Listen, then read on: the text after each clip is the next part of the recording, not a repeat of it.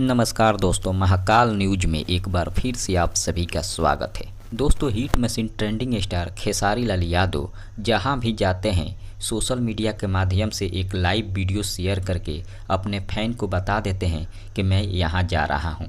लेकिन टुनटुन यादव के शादी में जाने वाले थे, लेकिन ये बात किसी को नहीं बताए थे, अपने फैन को भी नहीं बताए थे और अचानक टुनटुन यादव के शादी में पहुंच गए, जिसे देखकर बहुत सारे लोग चौंक गए। जो कि आप लोग देख सकते हैं, कुछ तस्वीरें सोशल मीडिया के माध्यम से वायरल हो रहा है। टुनटुन यादव के शादी में खेसारी लाल यादव जी पहुंचे हैं और टुनटुन यादव के साथ में एक सेल्फी भी खिंचवाए हैं, जो कि आप लोग देख सकते हैं।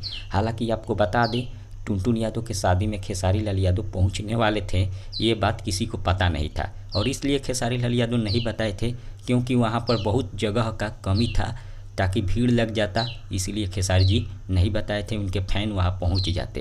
हालांकि आप देख सकते हैं